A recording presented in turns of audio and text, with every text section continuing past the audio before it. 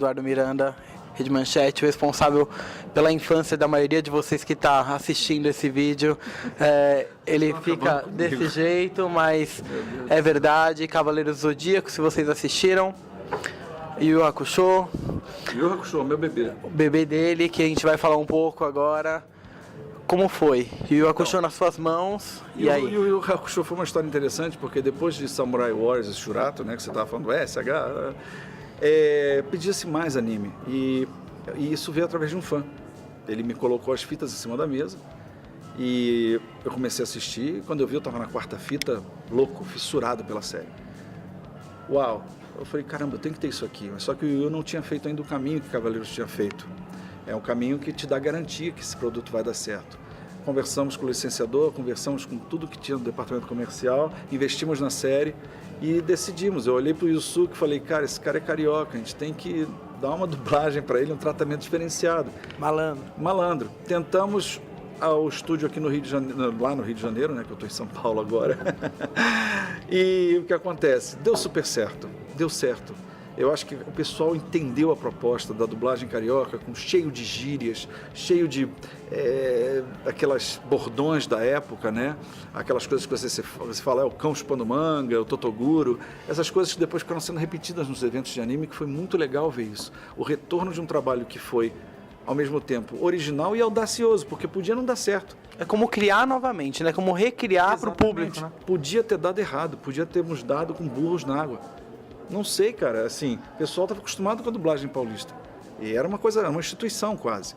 Mas a crise gera a possibilidade de você criar, e dentro dessa crise nós conseguimos criar coisas legais, e deu certo. Bacana é isso. Tivemos a sorte de um licenciador trazer pra gente os Cavaleiros do Zodíaco, que de primeira não me atraiu em nada, porque era só sangue, era uma fita de promo, 15 minutos de sangue, batalha, gente se matando e cortando pulso, cortando orelha.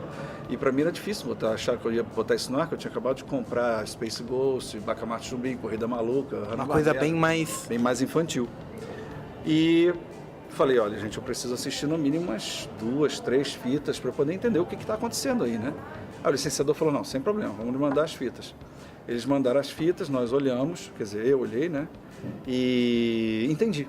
Cavaleiros do Zodíaco não era só aquilo, era batalhas épicas. Era muito mais. Muito mais. Amizade, companheirismo, era a honra acima de tudo, você conquistar, salvar, né?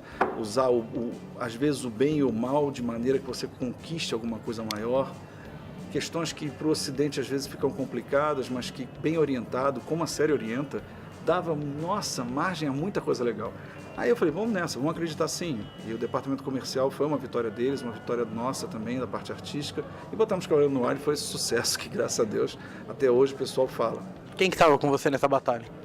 A TV Manchete, departamento comercial, né? O diretor de programação, na época, com certeza, e o público. Porque o resto, claro, são os editores, a minha secretária, todo o pessoal da divisão de cinema. Mas a decisão final era a minha cabeça na bandeja de prata. Você entrou nessa parte de Tokusatsu, né?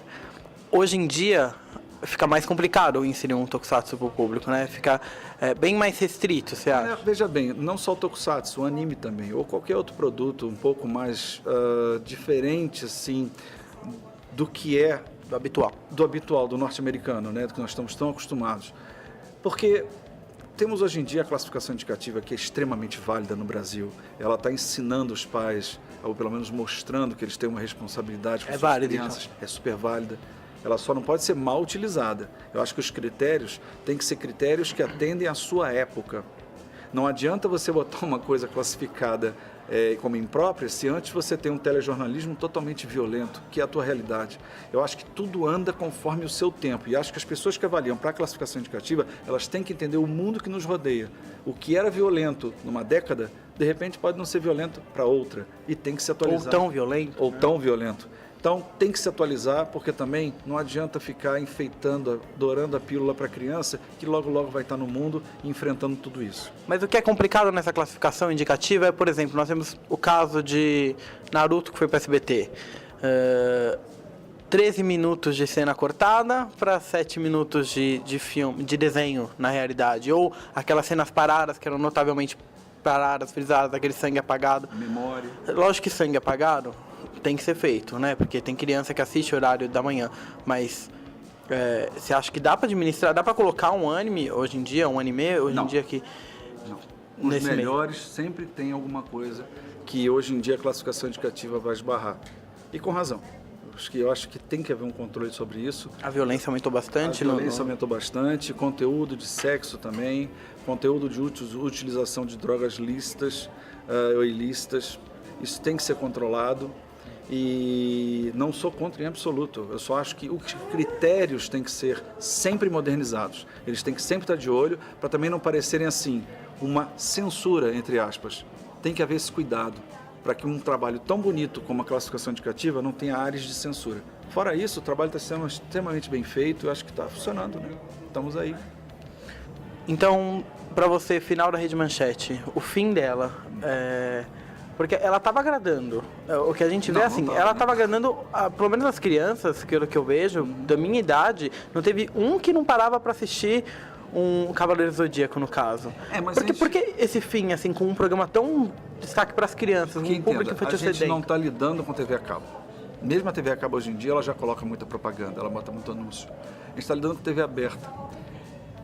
E ninguém sabe ao certo a real motivo do fim da TV Manchete. Todo mundo tem muita teoria. Claro que cada um tece a sua. E a minha é aquela que mal administrada. Foi uma administração que, depois da morte do Adolfo Bloch, se perderam.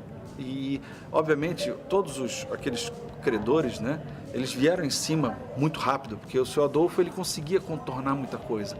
Ele conseguia, politicamente em Brasília, não, por aqui, por ali, por aquele jeitinho dele, ele conseguia administrar. Mas quando ele se foi, um grande dono, administrador, com uma influência muito grande, a herança do Juscelino Kubitschek, toda essa influência política que ele tinha muito pesada, todos esses nomes que estavam com ele, pessoas que colavam, políticos fortes, influentes, colavam com ele, que mantinham a emissora.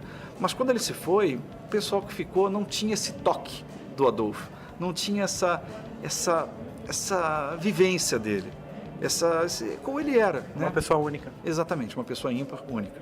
E infelizmente isso determinou, quando se viu, havia um grande buraco embaixo da gente. A gente estava em cima de uma casca muito fina, tipo um lago de gelo, né?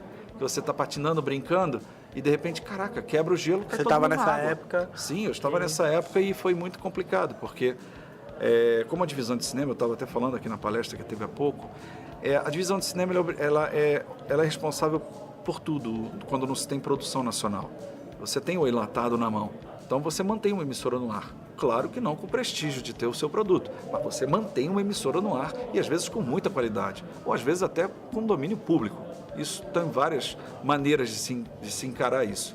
E na TV Manchete não foi diferente. Quando tudo se acabou, formou-se um piquete na porta da Manchete, de grevistas, né? E eu e o diretor de programação e algumas pessoas da coordenação que botava a emissora no ar, só nós éramos autorizados a entrar na emissora para colocar ela no ar por causa do direito de concessão, que não se podia perder, para poder ter os direitos trabalhistas.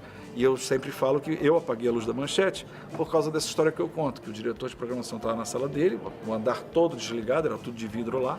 Ele levantou, botou a pasta em cima da mesa, desligou a luz dele, da sala dele, tudo ficou escuro para o outro lado. Ele veio na minha porta, bateu e disse: Eduardo, acabou, vamos embora. Acabou, cara, vamos embora.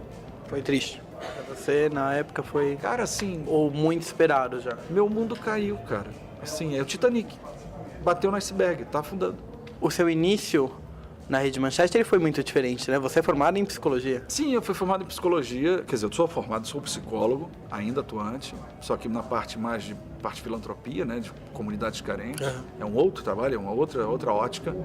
Claro que eu levo muito dessa prática de anime, de lúdico, de para lá, e isso é um trabalho que eu quero sempre desenvolver com as comunidades carentes, é você levar a experiência ou a cultura do anime, do tokusatsu. Você passa para eles isso? Passo, toda hora que eu passo, eu procuro estimular, fazer muita coisa. Tem alguns projetos aqui em andamento ainda, mas está muito cedo para falar sobre eles. Quando vocês vão saber em primeira mão quando eu tiver alguma coisa. Ótimo. Com certeza vou deixar meu contato. E na época, lá em 80, 90, não se exigia o curso de terceiro grau para radialismo. Então, como eu comecei a trabalhar numa TV local, né, lá do Rio de Janeiro, conseguimos tirar o registro na época, porque eu já trabalhava em televisão. Ah, interessante. E aí já fui contratado e daí foi um caminho que eu tomei diferente de psicologia. que eu larguei durante um tempo e me dediquei à televisão. O que você gosta de assistir? Qual é a sua preferência na hora que você liga a televisão? Que canais você liga? Não sei se você quer dizer nome, da pergunta mas difícil, né, cara? o que você gosta de ver? Que DVD você compra? O que você assiste para poder repassar às vezes? Repassar, não, assim. Hoje em dia não mais, é gosto né? próprio. Eu gosto muito de Star Wars, Guerra nas Estrelas. Para mim, tudo referente a Guerra nas Estrelas, eu dou palestra sobre Guerra nas Estrelas na JediCon do Rio de Janeiro. Mas, claro, Guerra nas Estrelas não tem sempre na televisão. Então, em TV aberta, eu confesso que hoje em dia, pelo menos... Avenida Brasil? Foi muito boa, a novela foi sensacional. Ótima a novela. A novela foi bem feita pela Globo. A novela vai ser difícil superar ela. É uma das grandes novelas brasileiras. Mas realmente não há um atrativo muito grande. Aí eu vou para cabo. Na cabo também é zap.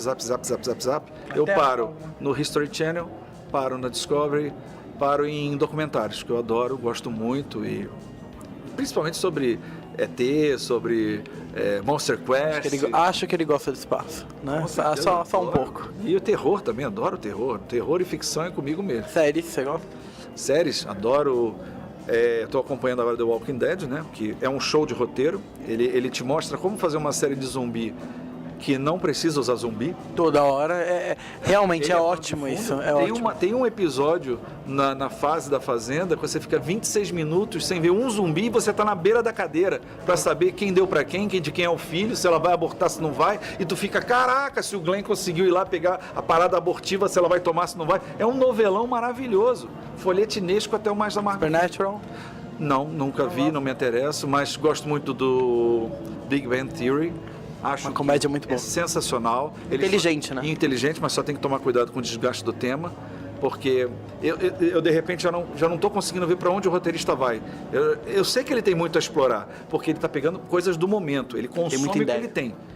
Tudo que passou, as pessoas já vão ver como datado. O The Big Bang Theory, ele consome o atual. Você está vendo o que está acontecendo agora, mas tudo que está indo para trás é datado. Como essa série vai atuar de forma comercial nas reprises das temporadas?